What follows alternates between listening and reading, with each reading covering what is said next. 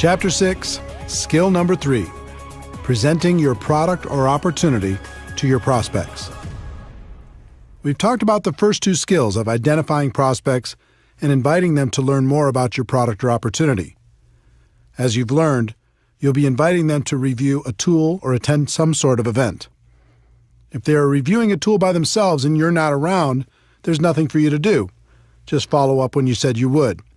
If you're physically with them, there are some things you need to understand, and one of the biggest is you are not the issue. This was a tough one for me to accept. When I first got started, I read everything I could, listened to everything I could, and attended all the training sessions I could. I thought the most important thing I could do was become an expert on all the facts associated with my company. So if anyone asked me any questions, I'd be right there with the answers. Sounds logical, right? I would sit down with someone and say, let me tell you all about our products. Let me tell you all about our company. Let me tell you all about our compensation plan. Let me tell you all about our incredible support system. There are big problems with that approach if you want to build a large and successful organization. For me, the first problem was, no matter how much I learned, there would still be questions that stumped me. And since I was presenting myself as the expert, if I got stumped, that might make the prospect question the whole opportunity. The second problem was, most of my prospects knew I wasn't an expert. So when I came to them and presented myself as an authority figure, they knew it wasn't true. It actually made them more skeptical. The third problem was, even if I was successful at becoming an expert, the other distributors in my organization didn't necessarily have that same desire or willingness to learn. As a result, I was the go-to guy for every single presentation. There's no way to create an organization that will duplicate with this approach. And without duplication, network marketing is just a job. In the early days, that's what network marketing was for me, a job. I had no duplication because I made myself the issue. But I was determined, and I started to observe and take careful note of how the most successful distributors did their presentations. The pros never made themselves the issue. More than that, they never presented themselves as an expert.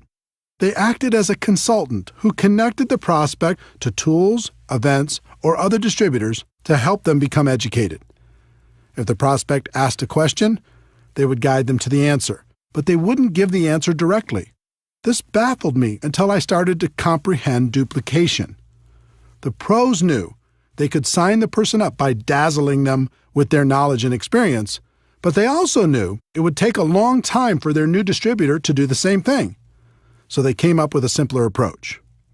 It was around this time I heard a concept that has stuck with me ever since. In network marketing, it doesn't matter what works. It only matters what duplicates. This should be a guiding principle for every network marketing professional. The pros use tools instead of their own wisdom. The pros use live events instead of their own presentations. The pros use other distributors to give the facts instead of giving them themselves. The pros don't present themselves as experts. They just invite people to learn more about the product or opportunity and let the third-party resource provide the information. The pros bring passion, enthusiasm, excitement, and belief. If you ever watch a pro at work, you'll see a fire in them that's contagious. Make passion, enthusiasm, excitement, and belief your priority. Then invite professionally and let the third-party resource do the rest.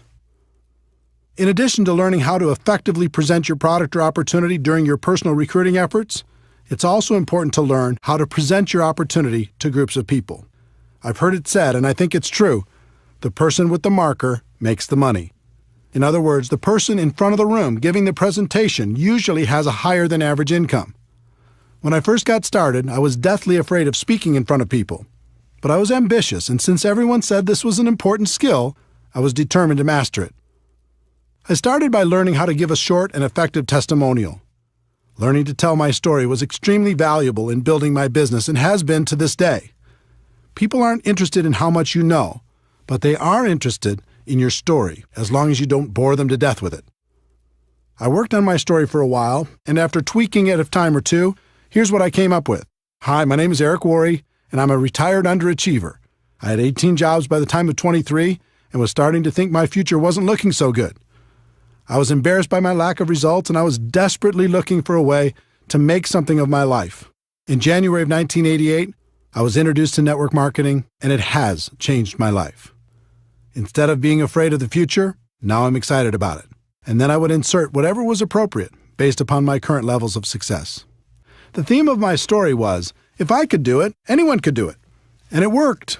I used it all the time in hotel meetings, in home meetings, on three-way phone calls, on conference calls, you name it. No matter what your background is, you can craft a compelling personal story.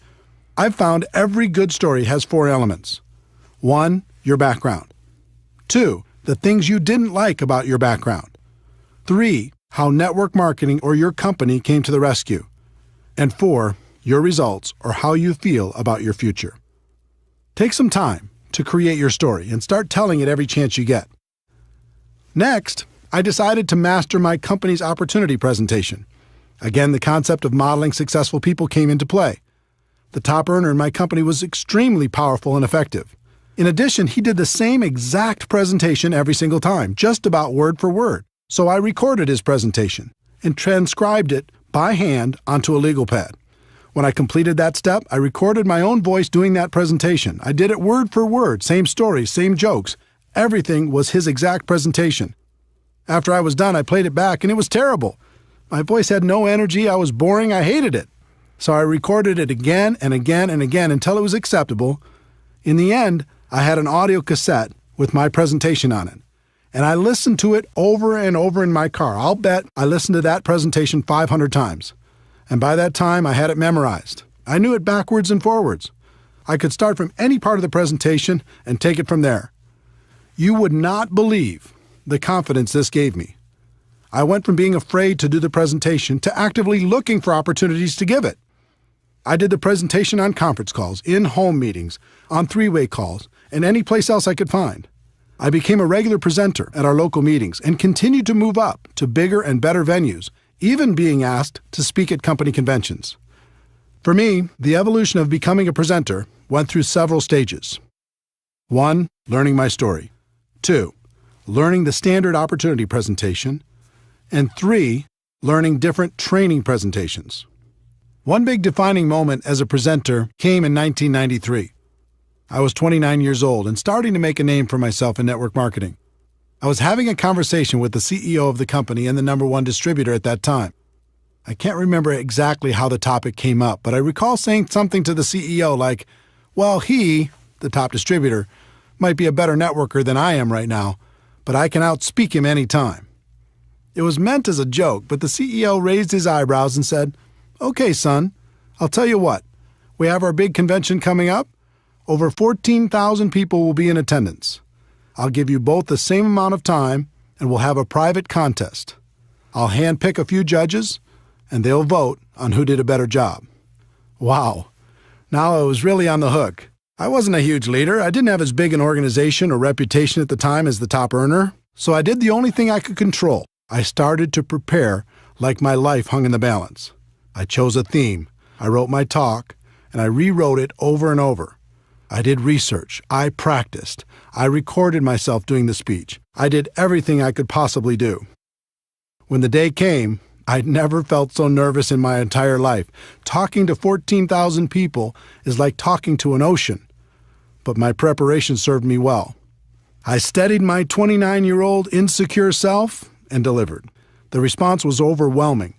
The crowd went wild, literally. I felt numb when I walked off the stage as they were still cheering and sat there while the top earner gave his speech. He did a fine job, but I have to admit to you, it felt so good to have the CEO come up and congratulate me for winning our private little contest. It was definitely a defining moment. That speech was lost for a very long time, but a copy was recently discovered. If you'd like to hear it, we'll include it at the end of this chapter. My voice sounds quite a bit younger, but it's still me. To summarize this skill set, remember a few important things. 1, when you're prospecting, you're the messenger, not the message. Get yourself out of the way and use a third-party tool. 2, learn to tell stories in a way that will make your prospects curious to hear more. And 3, when it comes to presenting in front of a group of people, preparation is key. When you're prepared, it's fun.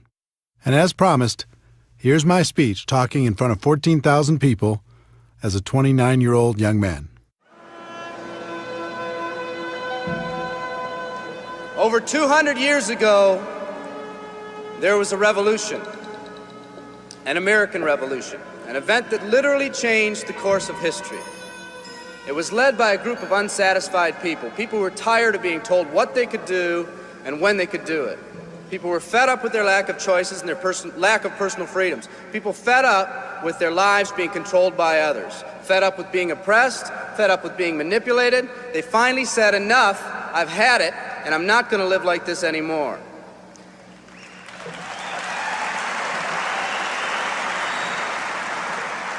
Our ancestors were people that took full responsibility for what happened to them.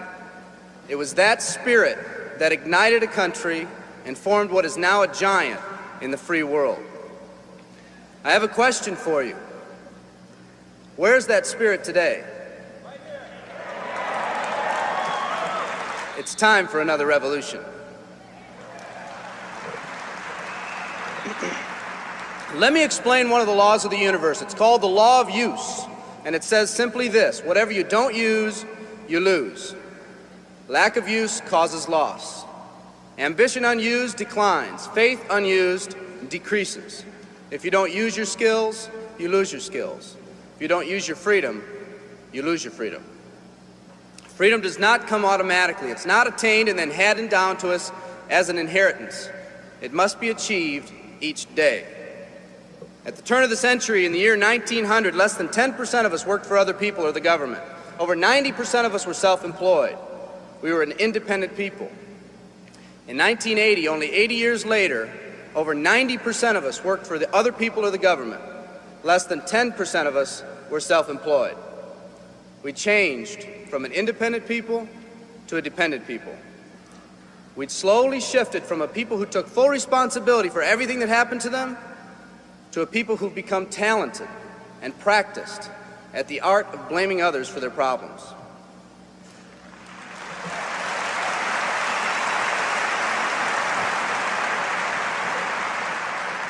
Our giant has fallen asleep.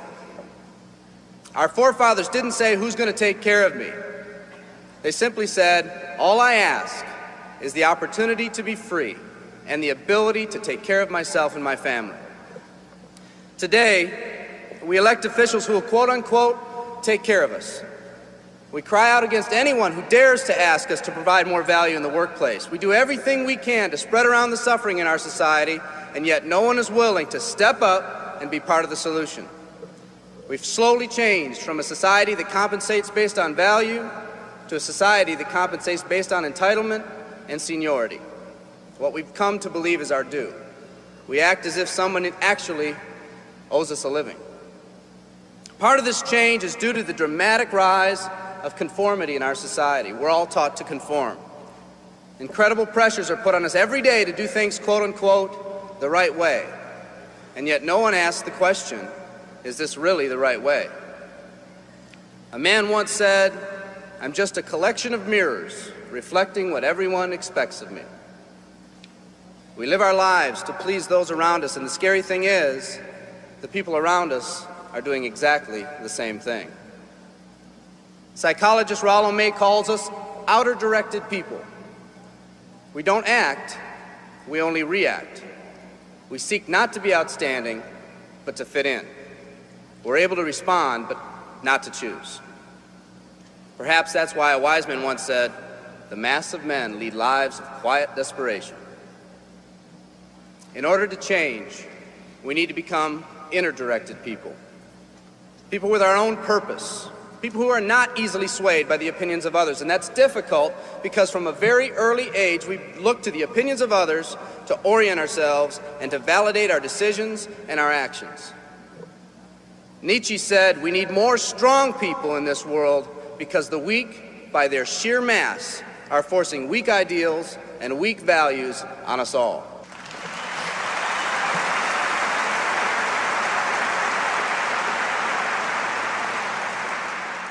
Today's massive social and economic changes are waking this slumbering giant.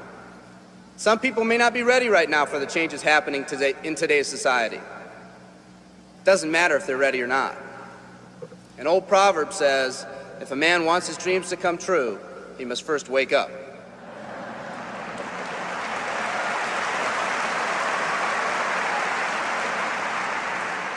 I, for one, am glad for the radical changes in our society because I believe that within that crisis, we will find that independent spirit that once pioneered this country. Some of us are finally ready to change. The displacement of our workforce has caused many of us to start searching for something better.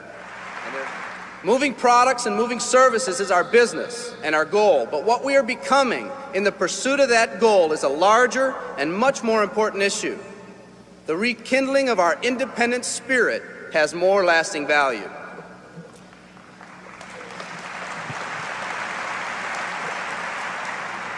There's no more noble a business than the business that encourages the development of people. Every living organism has one and only one central need in life: to fulfill its own potentialities. The acorn becomes an oak, the puppy becomes a dog, and that's all that's required of the oak and the dog. But the human being's task in fulfilling his or her nature is much more difficult. The reason is, unlike any other living creature on this planet, you've been given the dignity of choice. You'll not grow like a tree. You'll grow only as you plan and choose to grow. When a person chooses to live, two things happen. First, assuming responsibility for themselves takes on a whole new meaning. They accept responsibility not as something they've been saddled with, but as something they themselves have chosen. The second thing that happens is that discipline from the outside is replaced by self-discipline. They accept discipline not because it's commanded, because they themselves have chosen what they want to do with their lives. Just like when the disenfranchised men and women over 200 years ago got fed up and said, "I'm not going to live like this one more day," there's another revolution coming. It's coming not just from Americans, but from people all over the world.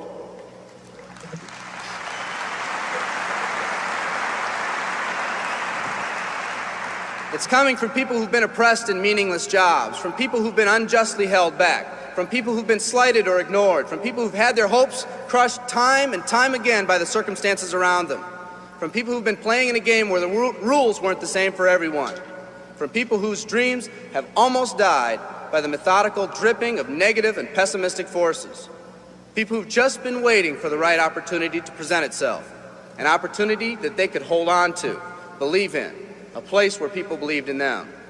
I hear the rumbling of this coming revolution every day.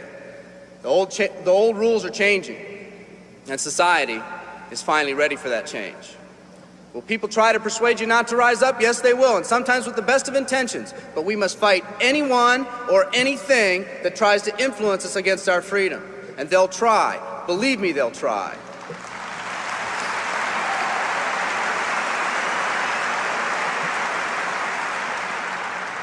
They'll try to suggest you off course, to nudge you off course, to distract you off course. There's another revolution coming, and it's going to be led by a group of unique and courageous people like you.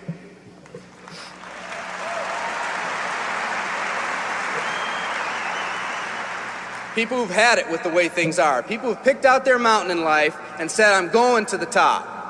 And if someone tells you you can't climb mountains, you don't have any experience. You tell them, "I'm going to the top."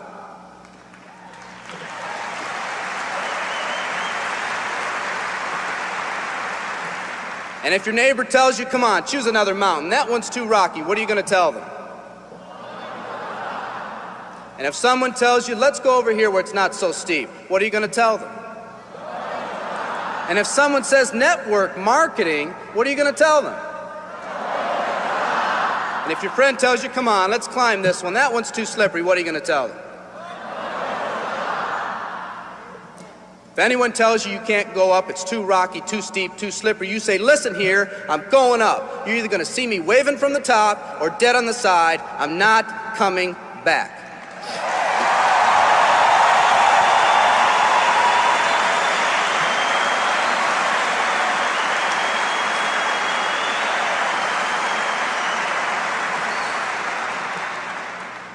There's something about the do-or-die attitude. It's almost like when someone has a do-or-die attitude, time, fate, and circumstances seem to get together, have a hasty conference, and say, They say they're going to do it or die. We might as well let them have it.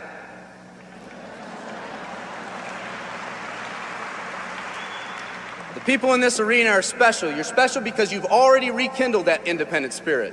You've already said that you're not going to conform to negative pressures around you. You've all said enough, I've had it, and I'm not living like this anymore. You are the people who want to set big goals and aspirations for yourselves and your families. People who want to live in a country where families are brought together again instead of being torn apart. People who want a country where once again owning your own business and controlling your own destiny is commonplace.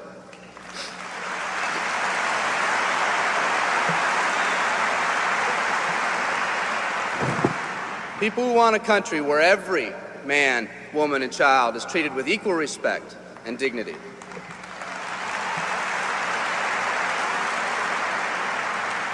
People who will pay any price so their families will not live with the legacy of maxed out credit cards and unfulfilled promises.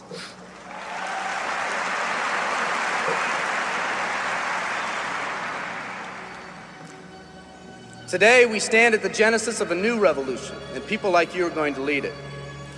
Theodore Roosevelt said these words decades ago, and I think they're particularly appropriate today. He said, "We see across the dangers of the great future, and we rejoice as a giant refreshed. The great victories are yet to be won, the greatest deeds yet to be done. I've dreamt of a company that can give us the opportunity to make these dreams come true, by allowing us all to fulfill our own true potential. I love you all. Thank you very much."